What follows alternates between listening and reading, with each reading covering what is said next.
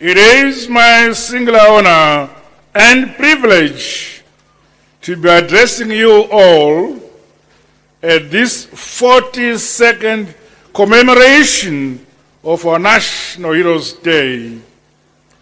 This day reminds us that we are not an ordinary people, neither are we an ordinary nation.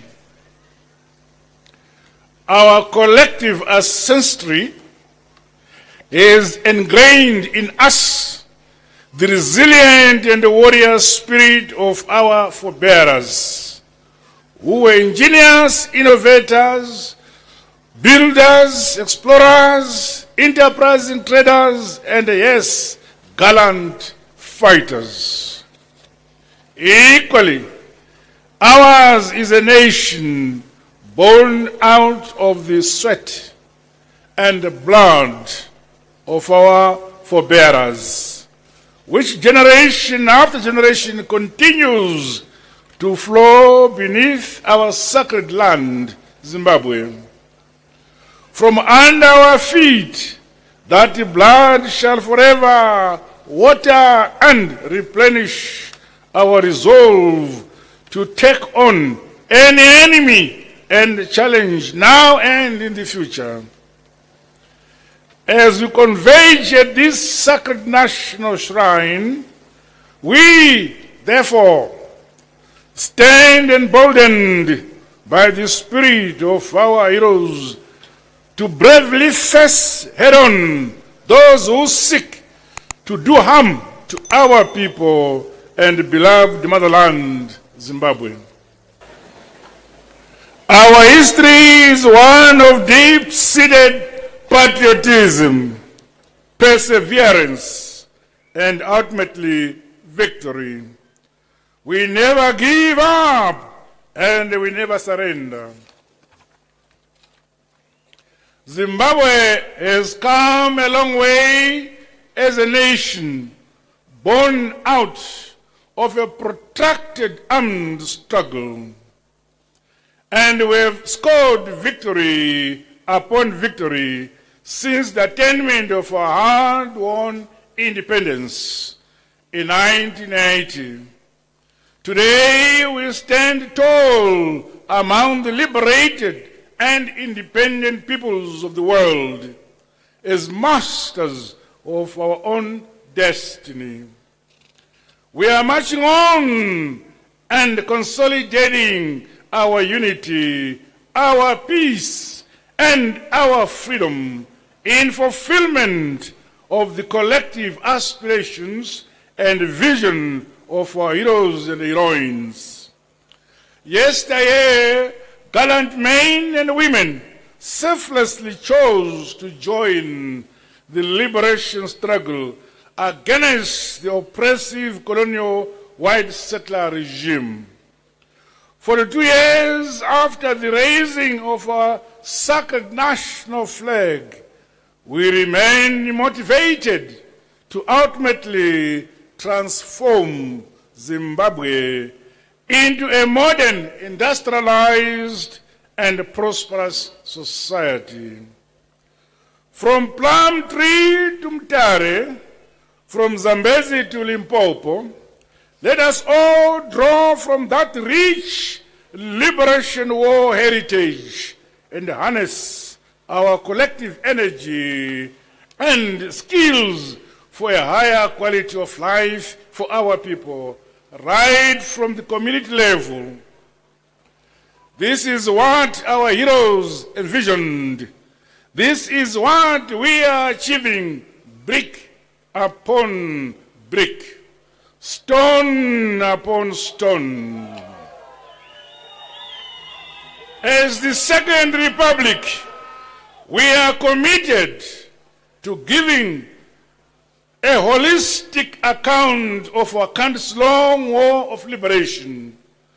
We are therefore rising to the occasion and recognizing other heroes and heroines, such as the late Reverend Mnangagwa and the late James Kerema, for their historical contributions despite their areas of weaknesses with regards to the observancy of the correct line of the revolution.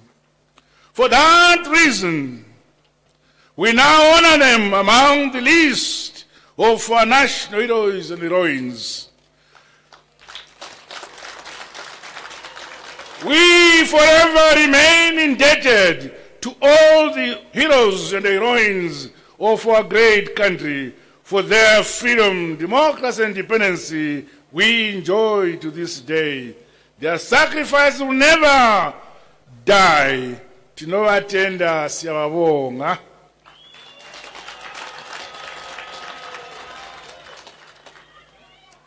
Fellow Zimbabweans, our resolute efforts and evident success in fighting the COVID-19 scourge have allowed us once again to gather and celebrate national events across the length and breadth of our nation.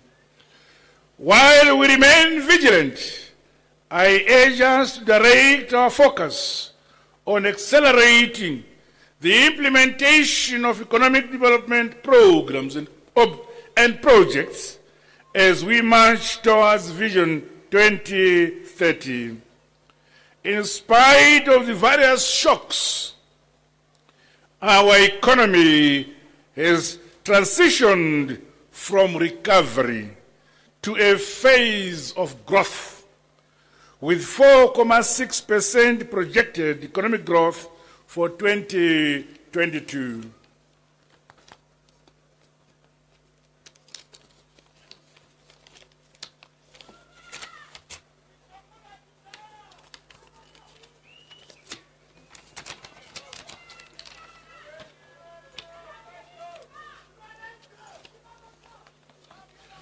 This trajectory is anchored by the mining, manufacturing, construction, tourism sectors.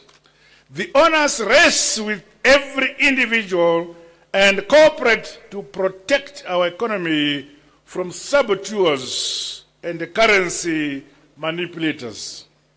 The people of our great country shall forever be one with their land. The Second Republic, which I lead, will forever honor the heroes and heroines of this great country.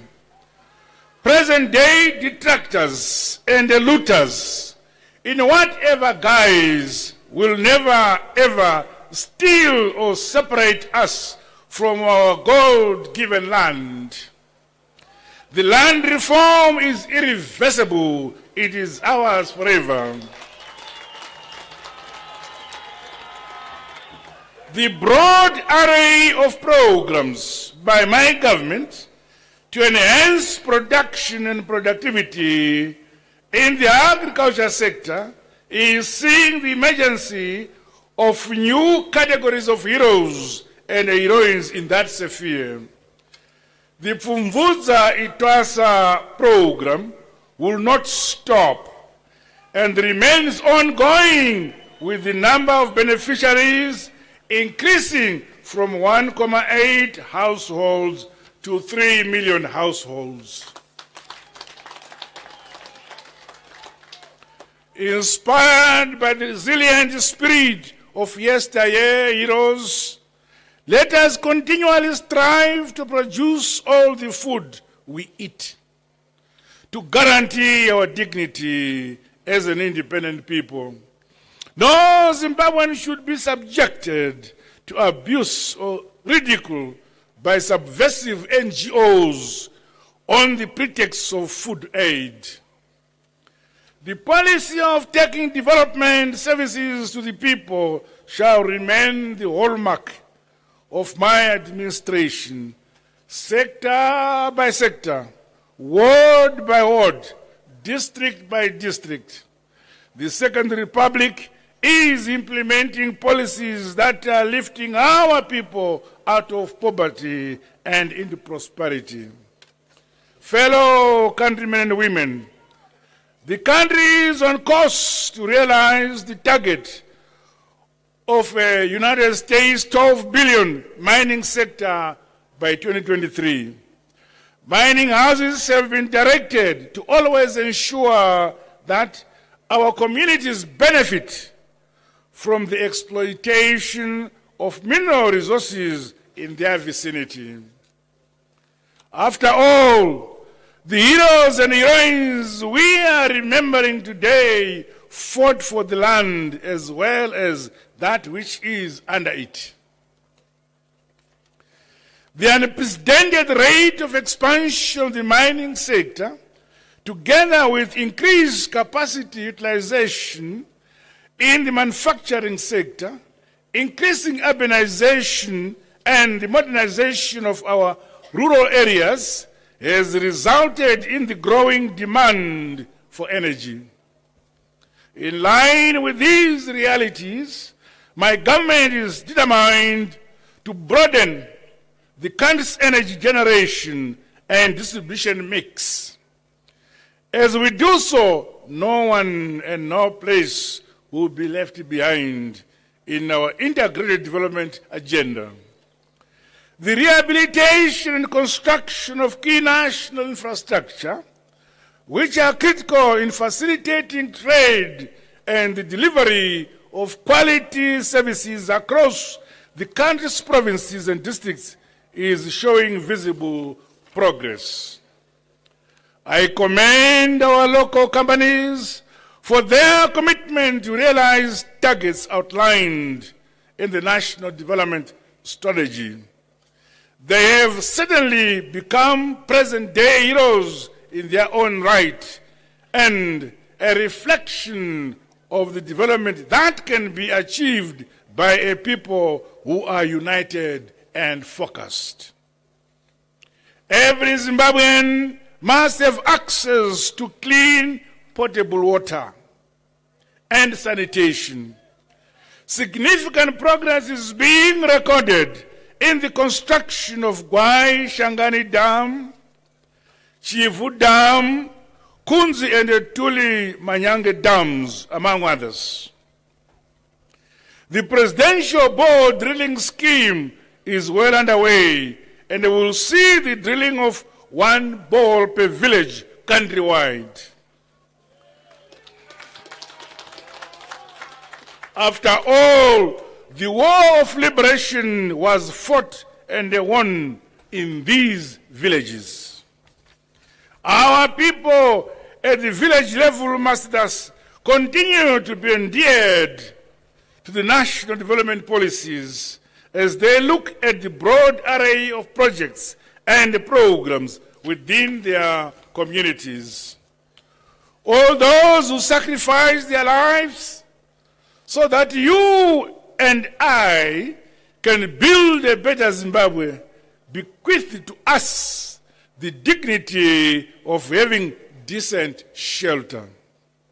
The increasing urbanization and ever-changing demographics, as reflected in the 2022 population and household census, reinforce the urgency of this matter.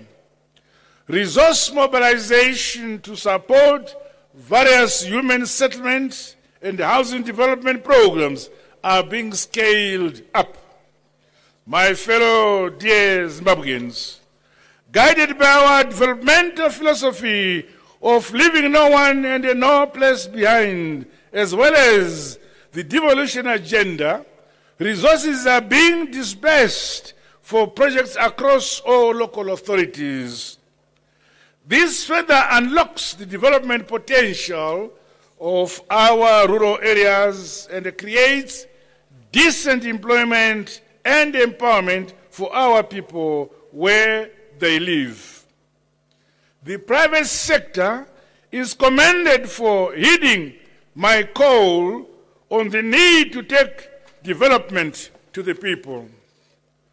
This has seen new factories in the rural areas as we accelerate rural industrialization. The war of liberation was fought on an understanding of grievances and concerns of the masses.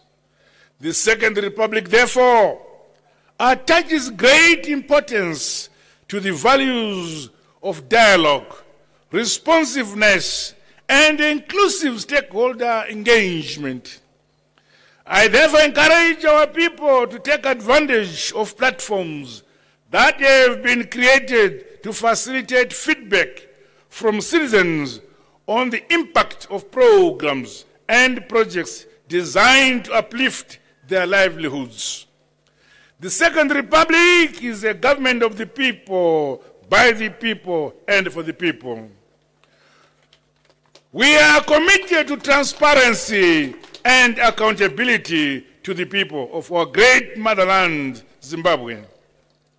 Fellow compatriots, my government is determined to go beyond the provision of quality, affordable, and accessible education for all.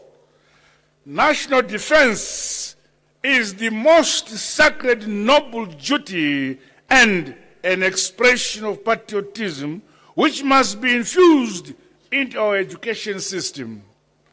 Equally, the principles of hard, honest work, patriotism, sacrifice, serving, and voluntarism must be cardinal aspects of our education curriculum across all levels, informed by the vivid fact that nyika inovakwa nevenevayo, igotongwa navenevayo.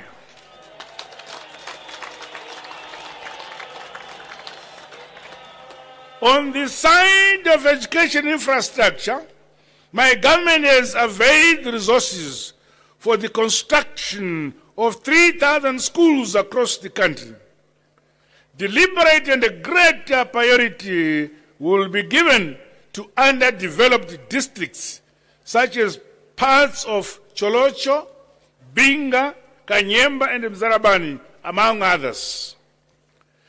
As a listening and responsive administration, we will continue to explore new and innovative ways of improving the working conditions of our civil service. Various monetary and non-monetary measures are being intensified for the benefit of the patriotic public workers of our country. Additionally, robust training programs are being rolled out to inculcate a new work culture that is grounded on our rich liberation heritage-based ideology, which is uniquely Zimbabwean. Fellow Zimbabweans, the Second Republic has put in place the requisite institutional, policy, and legal frameworks to create opportunities for youth development, economic empowerment, and job creation. I thus applaud the youth who are availing themselves for the defense, modernization, and advancement of our great nation. Through the innovation ecosystem that my government continues to create, a new crop of trailblazing young heroes is emerging in the science, technological, and innovation space. The invention and production of goods and services for our realities by these technopreneurs is testimony that Zimbabwe will not be left behind in the ICT-driven world of tomorrow. The arts, creative and cultural industries, as well as sports and recreation sectors, are another arena where talented youths are excelling. Similarly, our country's representatives at various sporting and non-sporting events are raising the Zimbabwe flag high. Recently, our young boys and girls are the world champions, are European champions in the moot court.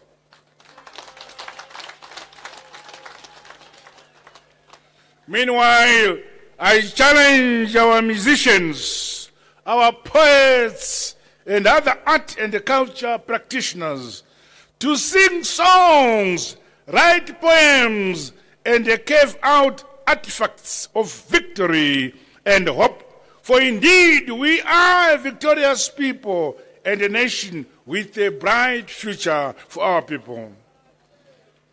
This renewed sense of patriotism, clarity of purpose, and readiness to sacrifice for one's country must continue to see more and more of our young people deploying themselves for the realization of our national vision. Fellow countrymen and women, ladies and gentlemen, my government has provided funding for the operationalization of the Veterans Investment Corporation. In addition, the registration of heroes and heroines dependents is currently underway to ensure that their welfare is catered for. The restoration and the preservation of the complete liberalization of war heritage will be enhanced by the repatriation of the remains of the first Zimbabwe Heroes from foreign countries. Processes and negotiations to this end are in progress, especially with Mozambique. We are repatriating the bodies of those who died as a result of Cyclone Idai. In line with my administration's commitment to uphold democracy bequeathed to us by our fallen heroes and heroines, Zimbabwe is undertaking and unrelentingly in its pursuit to entrench constitutionalism, the rule of law, good governance, and respect for human rights.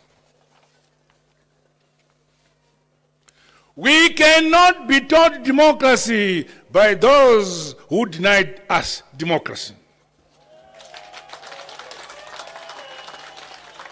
The heroes with honor fought for that democracy and for this democracy, and equal access to justice we are enjoying as a country.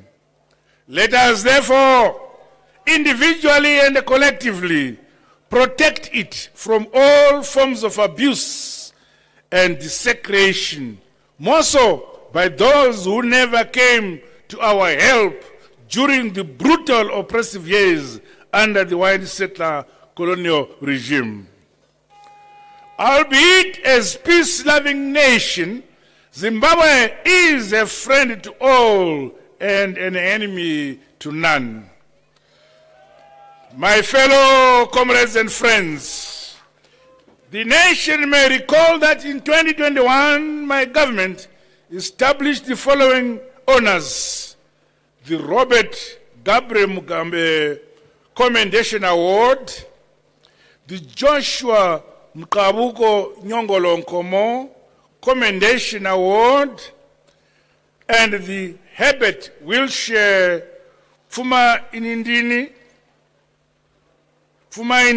Chitepo Commendation Award in recognition of the sacrifices and outstanding feats achieved by the country's founding fathers. We shall thus recognize and honor heroism beyond the war of liberation and defense sector. Milestones in science, technology, and innovation, the accelerated development and the growth of our economy, as well as the growth of made in Zimbabwe goods and services, are applauded and celebrated.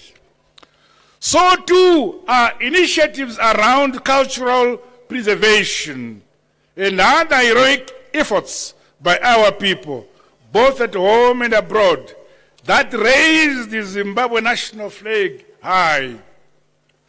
Befittingly, therefore, I shall confer the medals to 4 outstanding individuals of our nation. As I conclude, I once again call upon us all to honor our heroes and heroines by demonstrating unflinching patriotism and loyalty to our beloved motherland, Zimbabwe. Those we are paying homage to fought for our independence knowing no tribe, but bonded together by their love for Zimbabwe and a desire to see our people free. Let us carry the baton as heroes and heroines of this period, right from within our communities. Every one of us is enjoined to play their part. There can be no spectators in our march forward. Divisive elements which act contrary to the values and ethos of the liberation struggle and national interest have no place in our society. Nyika inotongwa igovakwa nabene bayo. Ilizwe libuswa liyakwa ngabanikazi balo. Zimbabwe is a unitary and indivisible country. We are a diverse but one people. No countries, institutions, person or group of persons must be permitted to infuse toxic and alien agendas into our national culture and psyche. As we remember our gallant heroes and heroines, let us all recommit to fortify and protect our beloved country while building on the gains we have achieved in 42 years of a hard-won independence and freedom. Together in peace and unity, we shall surely develop our motherland. We shall surely modernize and nationalize our motherland, Zimbabwe. With these remarks, it gives me great honor and pleasure to wish all Zimbabweans at numerous venues across the country and in the diaspora a happy 42nd Heroes Day commemoration. Long live our unity, long live our peace, and long live our freedom.